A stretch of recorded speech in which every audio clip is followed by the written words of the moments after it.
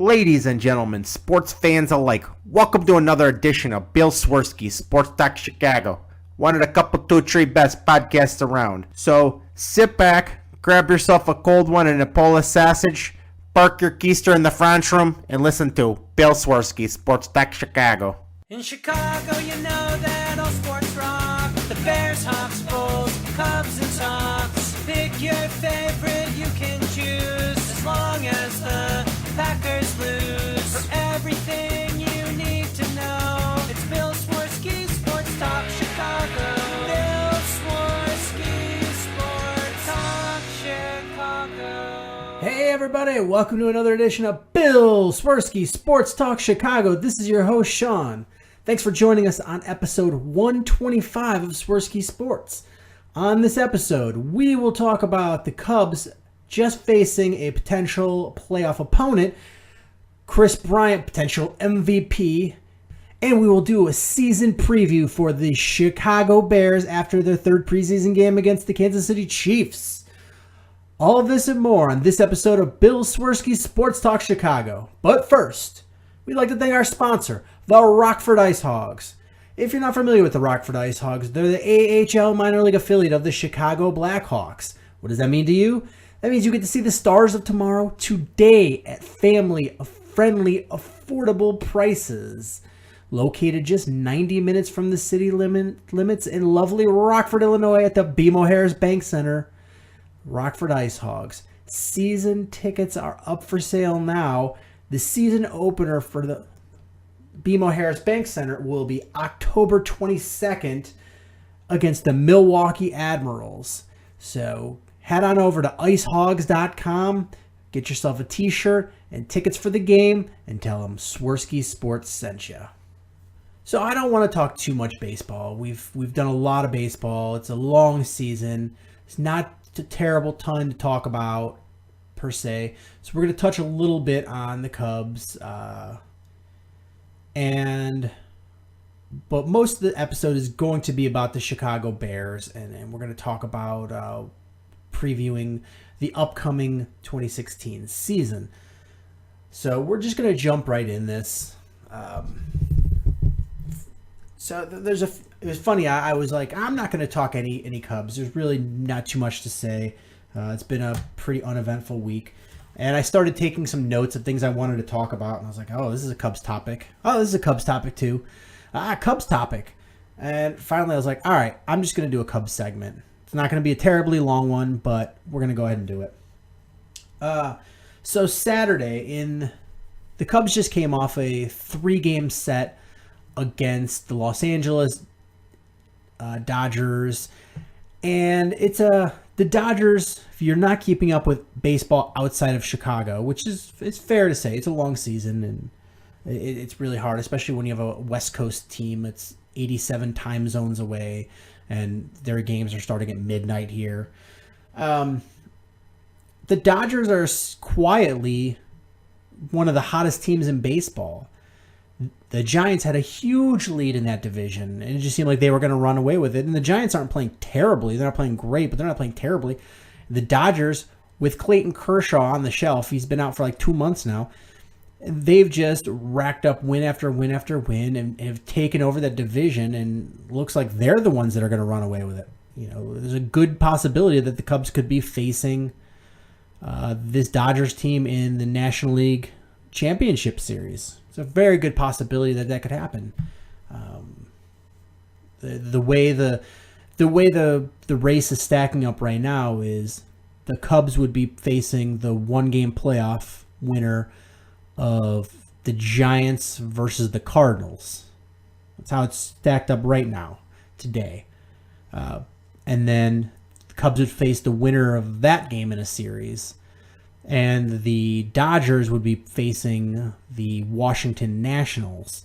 And then the winner of both of those series would go on to face each other in the National League Championship Series. So it very well could be the Dodgers. So it was a nice series to watch over the weekend. Have a nice weekend series against the Dodgers in Los Angeles. And it was a very close series, and especially considering that the Cubs threw out a spot starter in the first game. Put out their worst pitcher in their 5-man rotation right now in Jason Hamill. And then Lester got the start in the third game. So it's not like they were throwing Hendricks, Lester, and Arrieta out there. It was you got to temper the expectations there.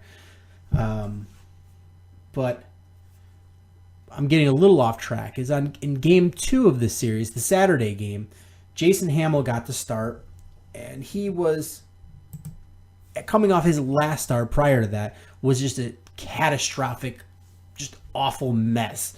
And Jason Hamill's had that over the last several years. Is the late in the season, the wheels just come off, and he just pitches like hot garbage.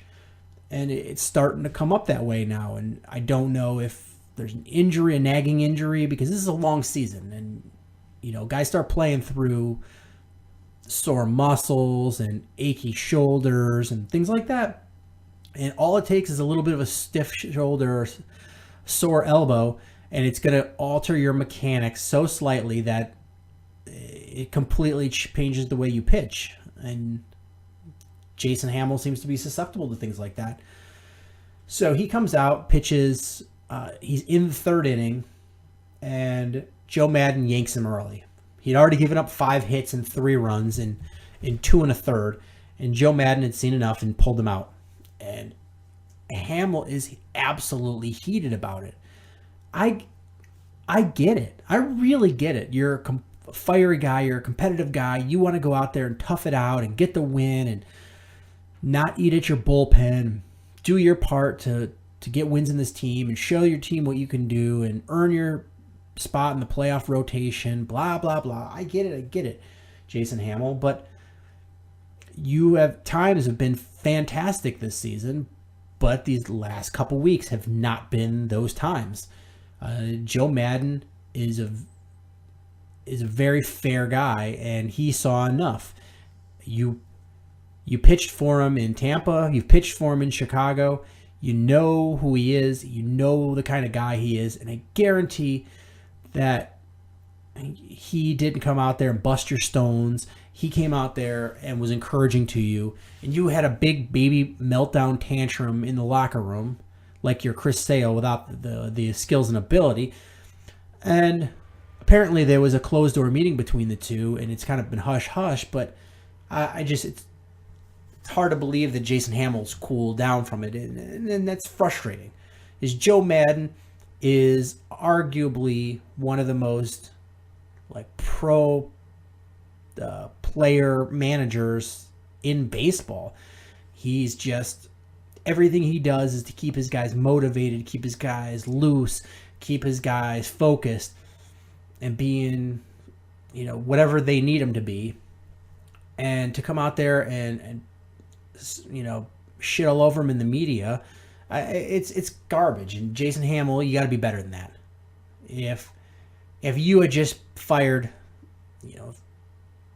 7 innings of no run baseball, of shutout baseball, your last 3 outings, and you had a rough spot here and he takes you out, all right, maybe you have something to gripe about, but you keep it in the locker room and you bring it to him and say, hey, listen, you're the boss. You tell me when to come out, but I didn't appreciate it, and I don't think I deserve to get yanked like that. I think I've earned the right to fight my way out, especially since we're not fighting for a spot. We're so far ahead.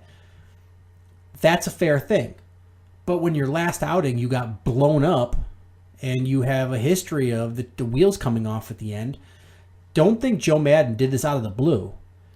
Joe Madden, I'm guaranteed, has spoken with Chris Bosio, the pitching coach. He's talked with Jed and Theo, and they've got a game plan. There's not coming out of nowhere. They've got a game plan. Is Jason Hamill's on a short leash, and they're probably going to evaluate him, give him an extra day off, make him miss a start, whatever the case may be, to figure out where, got to get him back on track. Is it mental that mental issues that he's having problems pitching? Is it sore arm? Is it a nagging injury that nobody's told us about?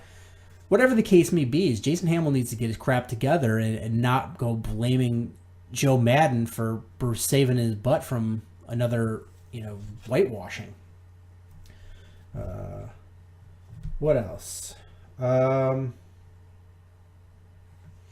hearing a lot of clamoring about, bitching and moaning about Javi Baez, who, sorry, tangent here, is, if you guys aren't regular listeners to the show, or I haven't talked about it in a long time, if you haven't been around since the earlier days of the show, my elderly dad lives with me and my wife and our daughter. And he watches TV from the time he wakes up in the morning till the time he goes to bed. And he watches every single Cubs game unless it's on too late, and then he turns it off. So he's watched more Cubs game than any of us. He just has absolutely no idea who the players are. So he was like, that Baltazar had an error, cost the Cubs the game. I'm like, who? Baltazar. Who's Baltazar? Yeah, you know Baltazar. He's that guy, the guy that had the error, Baltazar. That's something like that. And I'm like, what position does Baltazar play? Because there's no Baltazar on the Cubs. He's like, he was playing third base. I'm like, Kris Bryant? He's like, no, Baltazar. I'm like, what's his first name? Altier, I think. Altier Baltazar? So then I pull up on my phone the box score. I'm like, Javi Baez? Yeah, that guy. I'm like, where did you get Altier Baltazar out of Javi Baez? I don't know. I don't know. So anyways, my ridiculous dad aside, then I went on to quiz him on who the players were. He thought Dexter was pitching, and I'm like, Dexter Fowler? And he goes, no, Dexter, the bald guy, Dexter. It's John Lester. So my dad is ridiculous. Anyway, getting back on there, I'm hearing a lot of bad talk about Javi Baez and the boot in the ball, got the run across, and the Cubs ultimately lost 1-0. Again, that's kind of garbage too. I really disagree with the fans, calling him out for that. The guy, I included, and this is me. This is every radio talk show host, almost every fan. We tried to ride this guy out of town last year, and we gave him no shot. And the Cubs believed in him, even though Jed and Theo really had no reason to believe in him because he was brought in by the previous administration. But they believed in him. Joe Madden believed in him. And he came in, and he's done very well for the Cubs. I mean, he's batting. He's cut his strikeouts way down. He's got his batting average way up. He's batting around 275. And he's, for the most part, he's been an absolute beast of a fielder. Playing shortstop, second base, third base. The guy has been just an unbelievable fielding baseball player. And so he had one mess up, and it cost the Cubs a game. But it didn't cost the Cubs the game. It cost the Cubs one run. One run, and the Cubs lose 1-0. That just tells me, hey, Cubs, maybe you should have got on base more. Maybe you should have hit better. You can't expect to win games that you don't score any runs. Like, all right, so if he didn't give that up and he got that and they turned a double play and ended the inning and no runs scored, you still haven't scored a single run. You go through a 9-inning game and you're going into extra innings to score one run. That's what you're trying. That's where the point you're at. Come on now. Be serious. Is going forward, if you're expecting to win games, you need to be scoring at least 4 runs. At least 4 runs. That's when you're putting yourself in position to win. And when the Cubs score 4 runs or more, their record is absolutely amazing. Is that you had great bullpen performance. You had a great pitching performance by John Lester. That starting pitching and the bullpen pitching is what kept you in that game. And you can't blame Javi Baez for giving up a run because of an error. It's just silliness. The guy has done so much for this team, and he's been what everything you could have asked from him and more. He's been a guy that you can come in and relieve somebody, give him a day off, and he can start at multiple positions. He can step in and be a starter if need be. He could be a bat off the bench. He's got decent home run numbers. He's cut his strikeouts down. He's got his contact up. He's hit in the clutch much better, and his batting average is much higher. I don't know what else to ask. I wish Jason Hayward was hitting as well as Javi Baez. So, cut the guy a little slack. This is a utility guy for the Cubs. He could be the best prospect on most other teams, and he's a utility guy for the Cubs. So it just need to get a grip. And this goes to my next point is so many Cubs fans, and I'm guilty of this a lot of times, but there's no level to you. Everything is high highs or low lows. Oh, the Cubs sweep 4-game series against the Padres. Wow, we're the best. World Series, here we come. Woo! And then they lose 2 out of 3 to the Dodgers. This team sucks. They're not going to do anything. They're going to get swept in the playoffs like they did last year. And just mellow out. We're so far along in the season. What do we got? Like 30-some games left in the season? If that. 47. So, 30-something games left in the season. And you have far and away the best record in baseball. Far and away. It's not even close. Like, what do you got? Against the next best record in baseball, the Cubs are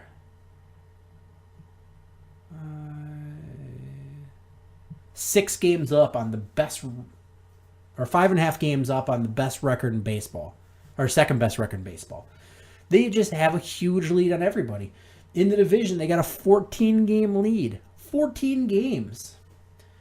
And if you look at the playoff probabilities based on projections on simulated games going forward, is they say not only do the Cubs have a 100% chance of making the playoffs, they're putting them at 100% chance to win the division.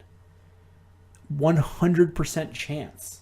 Their magic number is down to like 20 at this point. 20 with like 35 games left. The Cubs could win enough games at this pace so if the Cubs win at the pace that they've been winning at this whole season, so 63.6% of their games they're winning. If they do that for the rest of the season, the Cardinals, no matter what they do, if they win out the rest of the season, the Cubs will still win the division. So the Cardinals could go on like a 30-some game winning streak, and the Cubs would still win the division. That's how many games up they are. So chill out a little bit. They're doing something right. And I know that the playoffs are a completely different beast, but trust that Jed and Theo have put together an amazing team. Joe Madden is a great coach, and that these guys are going to do what they're supposed to do. Does that mean they guarantee they're going to win the World Series? Well, absolutely not, because there's a lot of other teams that have good players, good managers, and have put together a winning ball club. But the Cubs have put themselves in the position where there's very few holes, and they're playing tough baseball. There's nobody that would want to face the Cubs in the playoffs. They might beat the Cubs, but there's nobody that wants to face them because they're that good. And if you look at their chances of winning the World Series, is they've got a 19% chance of winning the World Series. And you're like, crap, that's not that good. It's 1 in 5. The next best is the Nationals at 14. So you've got a 5% more chance of winning the World Series right now. This is going to change as you go on in the playoffs. So Cubs fans, is just chill out a little bit. And I I can't blame you too much, is because I'm right there with you, and they lose a couple games in a row, I start to hyperventilate a little bit, but I'm trying to work myself down a little bit and say, hey, this is a great team. Relax. And while we're looking at playoff odds, I've just pretty much every playoff spot in the National League is locked up, other than that second wild card spot. The Nationals pretty much, they've got a 99.2% chance of winning the division. They're 8 games up on the Marlins and 9 games up on the Mets. So that's kind of, barring some kind of catastrophe, the Nationals are going to wrap up that division. Cubs have pretty much almost wrapped up the National League Central. And the Dodgers seem to be pulling away in the NL West. But regardless, is the Dodgers and Giants will make the playoffs, barring any sign of catastrophe. The Rockies are pretty much out of it. Padres are out of it. Diamondbacks out of it. Reds out of it. Brewers out of it. Pirates aren't too far out of it. We can keep them in there. Braves out. Phillies out. It's down to that last wild card spot is the Marlins, the Mets, the Cardinals, and the Pirates. They're just fighting for that last wild card spot.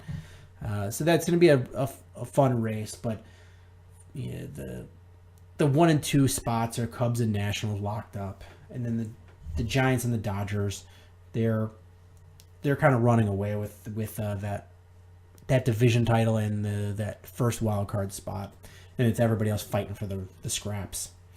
So it'll be interesting because the 2 wild card teams will be playing for one game all or nothing to face the Cubs in the first round of the playoffs. 2 more things I want to talk about the Cubs is Gordon Whitmire, who writes for, I believe, the Sun-Times, tweeted out yesterday that the Cubs got something, I'm paraphrasing, that the Cubs got spanked or headed home after getting spanked by the Dodgers. And I don't know, that's just, he's a professional beat writer for the Cubs, and he writes, and I'm not about knocking other people's opinions that much, except if they're just ridiculous. And I think what Gordon Whitmire said was kind of dumb.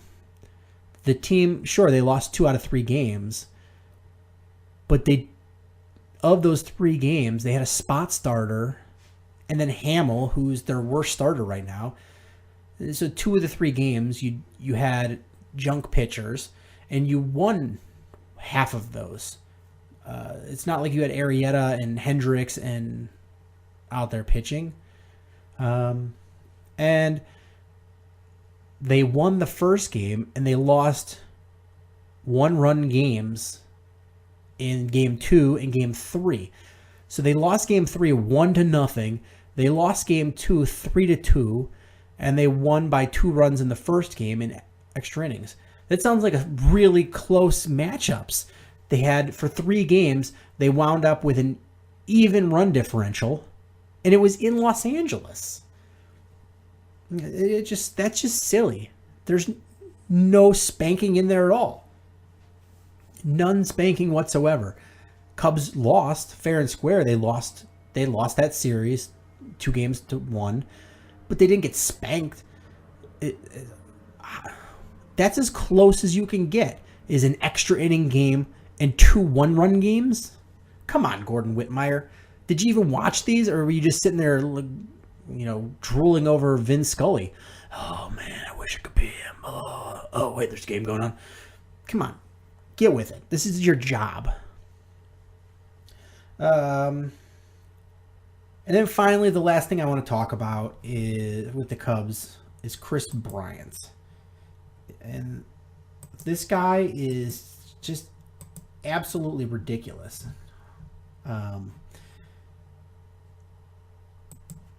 Sorry, I was closing some browsers I had open. I don't memorize all these stats. Kris Bryant this season has a stat line of he's batting .305. He's got a .398 OBP, and a 986 OPS on the season. He's got 35 home runs and 89 RBIs. The guy is just, killing it. He looks fantastic out there. I'm trying to think of who else is in the running here. Is you got Arenado from Colorado, who's up there with it too, and he's got some more RBIs, same number of home runs, but he's not as high of a batting average and not at high OPS, and he's not on a winning ball club.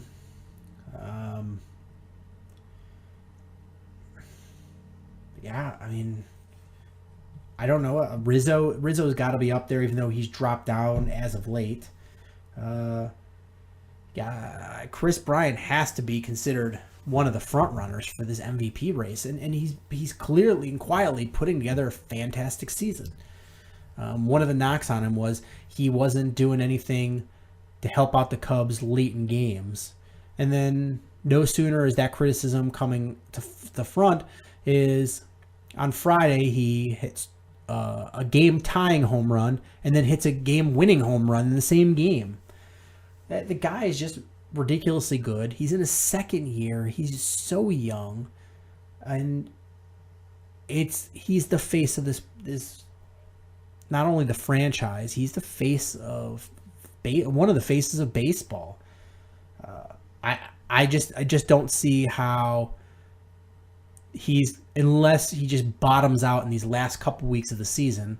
I just don't see how he is not right up at the top of the NL MVP voting. He's just a fantastic baseball player. I don't know what else to say. It's awesome that he's on the Cubs and he's locked up for several more years. Hopefully he finishes his career here, because the kid's got special stuff written all over him. So the second and last topic I want to talk about is the Chicago Bears. And I told you guys last week after the New England game is the third preseason is typically the one that's the dress rehearsal for the regular season. It's starters play the longest. You play a little more realistic style games, put a little more pep in it. Play calling a little more actual game like. It's the last one that you're gonna. It's the game that you're gonna use to simulate and best predict the season. The fourth and the final game of the preseason is the starters won't play. It'll be the guys on the bubble trying to earn that last roster spot. So at this point, we've sort of seen the tiny ups and the big downs of the Chicago Bears throughout training camp and throughout the preseason so far. I've read a lot of comments that talked about the Bears that said, well, we didn't have all of our starters. We were missing guys. We missed Kyle Long. He's a Pro Bowler. You got to factor that in. It's the preseason. There are a lot of, I guess, excuses that people are using to mask what the Bears are. And I just want to say is they've played 3 preseason opponents, and no matter who didn't play for the Bears, for the Broncos, they didn't have Aqib Talib, Von Miller, and DeMarcus Ware. Those 3 guys didn't play against the Bears. They're better than whatever the Bears were missing, whoever missed that game. The second game against the Patriots, there was a key missing guy, 2 key missing guys for the Patriots. One goes by the name of Gronk, and Tom Brady, possibly the best quarterback in football history. He didn't play. So you can't use that as an excuse. And then the third game is there was several starters that were missing from the Chiefs, namely Eric Berry, who's one of the better safeties in football. So all these teams were missing guys as well.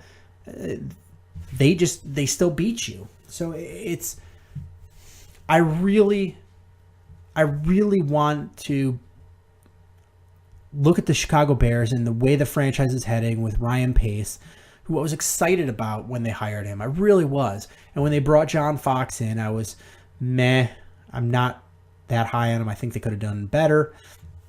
But I understand why they hired him. And he brought in a great coaching staff with Adam Gase and Vic Fangio as his offensive and defensive coordinators. Like, okay, well, this coaching staff has been around the block. They've seen everything you can throw at people. And it's going to be the coaching staff that gets this team ready to go. I wanted to be optimistic. And last year, I thought they played better over their heads. I thought they much better than they had been the previous years, regardless of record. And they were in more games than they should have been because of that coaching staff. And I thought this year, all right, we got another offseason to get free agents in, to get draft picks, blah, blah, blah. And it seems like there's still too many players away from being any sort of contender. I know I'm going to get a lot of flack for this, and rightfully so. I talked about the Bears possibly being in the hunt for a wild card spot. I just don't see it now. I really don't. I ask myself, where is the strength of this Chicago Bears team? What's their identity? What's their strength? You could say, well, they're a run-first, grinded-out team. Are they? They've got a four-headed monster running back of four unproven guys. The offensive line is in shambles. That's not it. All right, well, they're get to the quarterback mashing defensive team. Are they? Their front seven looks pretty good, but it's not like they're lighting it up with number of sacks. They're getting some pressure, but they're not getting a lot of sacks. And the defensive backs is a hot mess. So I don't know what this identity of this team is. I really don't. And I don't know who the leaders of this team are. I don't even know that either. That could help things. So I'm not going to go through every play of that Chiefs-Bears game. I will say this is I watched the game on tape delay. I was at work Saturday and then came home. We were having our block party. If you guys are Chicago residents, you know about block parties, and they block off the street, and the city comes with the fire department and the police horses, blah, blah, blah. And you have water slide for the kids and, grill, whatever. We had our block party after that, so it was a blast. And I ended up watching the game on Sunday, and I'd heard all about the game. Basically sounded like just the world was ending, and the Bears were never going to win another game, and it was so awful, and the score didn't look so good. But I watched the game, and they lost. They got beat good, and it was not the best, most fun game to watch. But I didn't think it was nearly as bad as the score led me to believe, or what I was reading online by media and fans. It wasn't great, but it was better than I was expecting. I was expecting to just be, when you're watching a scary movie and you put your hands over your eyes and you still want to see it, so you're peeking through your fingers, somehow that's less scary. That's kind of how I thought I was going to be watching the Bears game. And it wasn't fun to watch, especially knowing what the score was, but it wasn't as bad. So I'll talk about it a little bit, just some high points. The play calling, this is Dow Loggins, has been a little bit frustrating. It's been a little vanilla. It's been a little unimaginative, and it hasn't played to the strength of the Bears very well at all. I don't know if he's trying to work on things, if he's trying to be vanilla, so when the season starts that nobody already has game film on him for right off the bat of their tendencies. I don't know, but the play calling's left a lot to be desired. You've got Kevin White running these little short routes when he's an absolute barn burner. He should be going deep and stretching the field. You've had a lot of plays where the running back's going wide when you don't have wide receivers or tight ends that can block at all. And and you're not rolling your quarterback out, especially when the offensive line is having difficulties. And Jay Cutler has shown time and time again that he's a much better quarterback when he's rolling out of the pocket. Probably has something to do with his athleticism and the fact that as he's rolling out, he doesn't have time to sit, overanalyze, and overthink things. He's just reading and reacting. Can't be certain on that, but regardless, the statistics don't lie. They show that Jay Cutler's a much better quarterback as he's rolling out of the pocket, and you're not rolling him out at all. Adam Gase had that problem too. Nobody seems to want to do it, although it's when he's at his best. So the play calling needs to get better as far as the defense or the offensive coordinator goes. Tight end play. Tight end play is awful. You've got Zach Miller, who I think is a very good tight end. He's fun to watch. He's athletic and he's fast. And he makes great catches, and he's not Rob Gronkowski or anything, but he's a good football player. But he's not playing. He's in a concussion protocol. Everybody else you have on the roster is a bum. They're not good. And I really was hoping that somebody would be like, oh, I'm an unproven commodity and I'm going to step up and come out of the shadows into the limelight and make good. And that's not what we're seeing. That's not what we're seeing at all. And that's frustrating.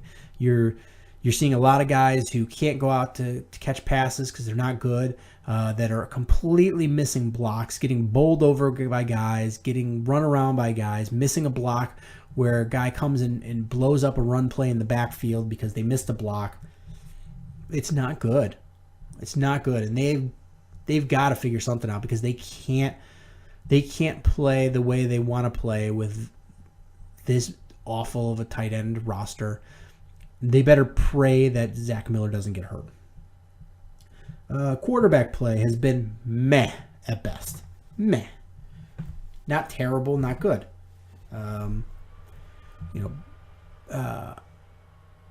You've got a backup quarterback who is, you know what you're going to get. He's a veteran. That's an okay veteran. Jay Cutler, you know what you have. He's an above average quarterback that's never going to take the bull by the horns and lead you to the promised land on his own, but he's also not a pile of garbage like Geno Smith or somebody. He's an actual NFL caliber quarterback. He's just not a top tier guy. But I was a little bit excited about the third quarterback race between David Fales and Connor Shaw. Not that I thought either one of them was going to be the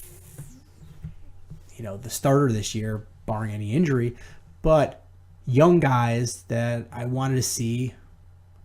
Do we have a potential starter quarterback next year, the year after that? And David Fales seems to be not as high up on the list because he was drafted by the last regime. But Connor Shaw is a Dowell Loggins guy, and he came in and he impressed when he was in. Granted, it was against like 19th string defenses and such, but played well. And I was excited to see what he could do in that fourth preseason game. And he gets a cheap shot at the end of the game, right before the 2-minute warning, breaks his leg. He's done for the season. Not going to see anything more from him, which is sad. So we'll probably see David Fales the whole game against Cleveland. Pass protection from the offensive line. Not very good. Not very good at all. They're not giving like a ton of free rushes going, but the pocket's collapsing pretty darn quick. Jay's having to make a lot of quick decisions, and he's not being able to step in all his throws, and it just looks like it. It looks like a guy that's getting the pocket collapsed on him. And I don't care who you are. Tom Brady, when the pocket collapses on him every play, looks like garbage too. Everybody does. Nobody looks fantastic when they've got 800-pound guys on them every play. Maybe a couple plays they do something fantastic, but when you have constant barrage of guys, you start playing with a really quick clock on there. Instead of timing plays where you're going 1,000, 2, 1,000, 3, 1,000, there he is. You're going 1,000, and then just flailing the ball. And that's kind of what you're getting with Jay Cutler. And he needs as much help as he can get. If you give the guy time, he can play well, but he needs time and he needs a running game. And this offensive line is not giving them pass protection. Let's see. The running the ball issue. The Bears aren't running the ball that great. Sure, they've had some fantastic runs, but they don't have any steady, consistent running game. Part of it is they've got a lot of running backs without a lot of experience. And you'll see some holes on, a guy hits a hole that's not open, when if he did a cutback, there's something open in the backside. You're not, just little things like that, is the vision isn't quite there, not utilizing their blockers to the full extent, the things that Matt Forte picked up along the way from his 87 years in the league. And it doesn't help that the Bears tight ends and wide receivers are terrible blockers. Not helping at all. This offensive line, though, has actually been fairly decent at opening up running lanes. What else? Kevin White's only running short routes. The wide receivers aren't getting good separation. Way too many drop passes from the starting wide receivers. Way too many drops. But I will say that I was absolutely impressed by Cameron Meredith. He was a guy I kind of liked last year, and I wanted to see what he can do. He steps in this year, and in that last game, he was doing everything he could to show that he deserved a spot on this roster. And I love that heart, and I love that commitment, and I hope he plays well against Cleveland and he gets a shot on this team. Moving to the other side of the ball for the Bears, the front seven is pretty decent, even with no Pernell McPhee in there. When he comes back healthy, it's only going to make you better. But the thing is, when this front seven is not getting good pressure, the defensive backs are giving receivers an absolute mile of space, and the Bears are just getting picked apart with these underneath passes and these 7 to 12 yard passes, these short and intermediate stuff, and they're just moving their way down the field. You just got to be patient against this team. It's like the Lovey bend but not break defense. Adrian Amos, who started 16 games for the Bears last year, has been absolutely invisible this year. You have no depth at cornerback. You've got a ton of injuries. McPhee is a question mark for game one. Porter's in a concussion protocol and is a question mark for game one. Fuller's got a knee. He's questionable for game one. You've got DeAndre Hall, your rookie, who excited about coming out of Northern Iowa, and he has been sloppy. He's made some big plays, but he's also looked very sloppy out there. He looks like a rookie out of a small school. There was a play in the game, I think it ended up being a 35-yard pass or so against the Chiefs, and he never turned his head around. He was running like, you ever watch a soccer game when somebody scores and all the guys run around like their arms are airplanes? That's really what DeAndre Hall looked like, running out there trying to make a cover. He's got his arms out and he's running, not turning his head around. They could have called a pass interference on it, but instead the guy shoved him down and made the catch. And so he had a pass interference and looked silly all at the same time. That's not good, what you want to see from your young defensive backs. Harold Jones-Corte, he has made some huge hits in this preseason. I love to see that, but none of them have really been that productive. It's not like he's hammering a guy, causing a pass breakup, or hammering a guy and causing a fumble, or hammering a running back for knocking him down for no gain or a loss. It's not anything like that. It's guy makes the catch, he hammers him, he gets down, and he gets back up, makes the first down mark, and the team marches down and plays their first down. Big hits with no reward at the end of them aren't really worth it. You want big hits that ring somebody's bell, that make them scared to go over the middle. You want to get big hits to cause fumbles. You want to get big hits to break up passes, to ruin timing, etc. You want results from your big hits. Also, the Jacoby Glenn, I was surprised, stepped up and played pretty well, considering the lack of depth there. You've got to like his chances of making the squad based on his performance so far. And I don't think he's great or anything, but he's really worked hard and is trying, and he's better than most of the DBs on this team. What else about this game is you have experienced inside linebackers this year, which is a big step up from last year. Last year you had Christian Jones, who's young, and McClellan, who was on his third position in a couple of years. And they weren't inside linebackers. They didn't have the experience. They didn't have that complete understanding of what's going on and what's expected of them. Whereas Freeman and Trevathan have played this position. They understand it. And when they see a play, they get the call in from the headset, they know what's going on and they don't have to think about it. They just make the call. And when they see a play happening, they can diagnose it on the fly and do their best to break it up. Whereas Jones and McClellan, they're trying to make the call and they're still trying to figure out what's happening on the field.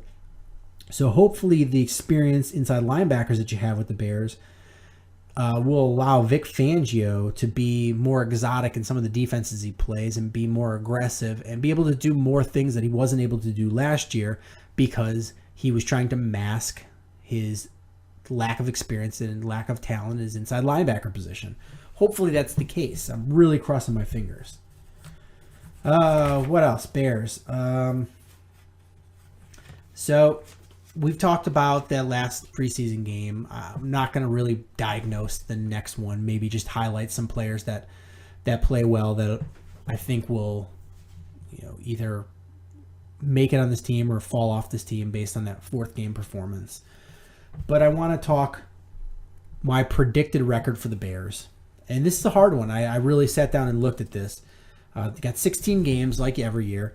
They start off with playing at the Texans. And it's kind of an interesting schedule as the Bears don't play back-to-back home or back-to-back road games until week 10 of the season. So they basically alternate at home against the Texans, or at Texans, at home versus the Eagles, at Cowboys, home versus the Lions, at the Colts, home versus the Jags, at Packers, home against the Vikings, at the Buccaneers, and then finally at the Giants, which is kind of interesting. You don't see that too often.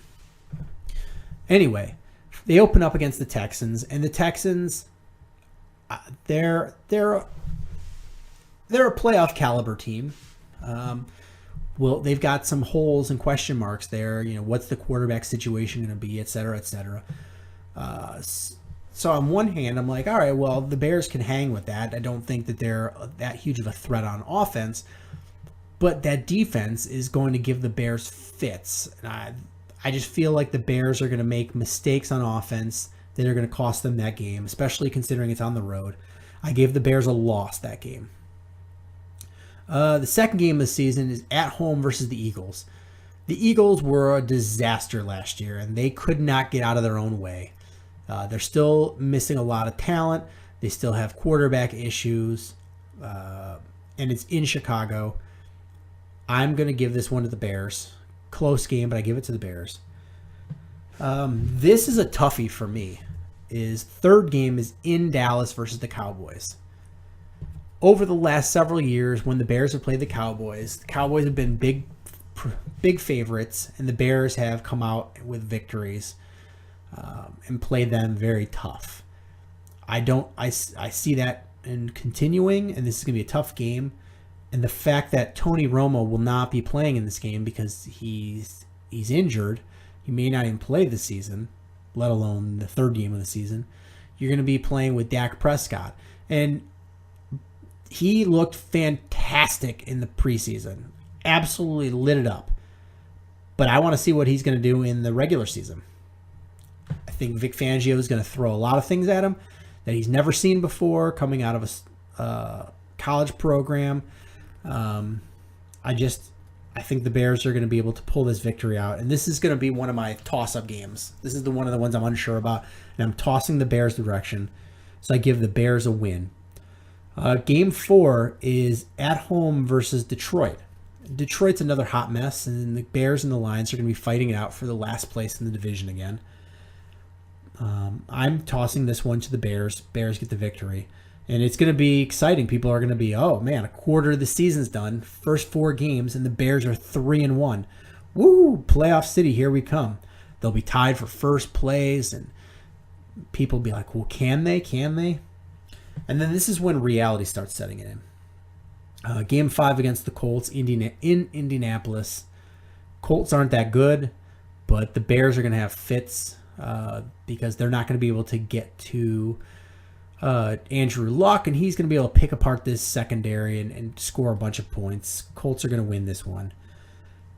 Then game 6, you've got the Jacksonville Jaguars, and people are going to be like, oh, the Jaguars just constantly terrible. This Jaguars team is going to be pretty good. They've got their first-round pick from last year coming back. The going to have better quarterback play, better offensive line. This is going to be a tougher Jacksonville team, and I see them coming to Chicago and getting the win, beating the Bears. And then game 7 is at Lambeau Field. Bears lost. They'll lose that. And then game 8, they'll play the Vikings. Vikings are much better than the Bears. Even if it's in Chicago, Vikings win that one. And suddenly at that point, I have them losing 4 games in a row. So that that goes from a 3-1 record to 3-5 real quick. Halfway through the season, you're basically a couple of games out of the division lead. Week 9 at the Bucks. I have the Bears winning that. I don't think the Bucks are that good. 10 at the Giants. Giants I don't think are that good either, but I feel like the Bears aren't going to go back-to-back road victories, so I have them losing against the Bucks. Winning at home against the Titans, winning at home against the 49ers, because both of those teams aren't very good. Going to Detroit, losing. I have them splitting the series with Detroit and being the only division win they get like last year. Last year, the Bears lost both the Vikings, lost both to... Wait, was it? They only won one division game last year, and that'll happen again this year. I think they split with Detroit. Green Bay comes to Chicago and Bears lose. Redskins come to Chicago, Bears win, and then the Bears end the season going up to Minneapolis and losing to the Vikings for a 7-9 record and putting them flip-flopping last year and putting them in 3rd place in the division, beating Detroit. And some of the big question marks I have for this season and how that's going to define how this season goes. Can Jay Cutler step up to be a leader? Can any of the safeties on this roster step up and be a factor? Can the cornerbacks stay healthy for the Bears? Can the offensive line gel/mesh together? And can Kevin White play like he's not a rookie? Those are some big questions I have to answer, and those are going to define how this season goes. And that's really all I have. We'll talk more Bears next week as we get closer and talk about the bubbles, the roster bubble spots and final roster and starting rotation and who's healthy, etc., etc. But thank you guys so much for listening, as always. If you have questions, comments, etc., please hit us up on our social media. Twitter @Swerski Sports, Facebook.com/Swerski Sports, SwerskiSports.com. And if you listen, however you listen to us on iTunes, Stitcher, YouTube, etc., make sure you're subscribing and leave us comments, and make sure you share with your friends so we can grow the audience. Thank you guys so much for listening, and until next time, bear down. Cubs win! What a lucky break! The good Lord wants the Cubs to win! We thank Ditka and God for all they have provided. Cubs win! Cubs win! Cubs win! Oh, I don't want her. You can have her. She's a Packer fan. She can't fit in my van. And she looks like number New Yorkers. Smoking crack is not legal on planes. Bears 31 to -7. The Bears. Oh, when the Bears go bearing down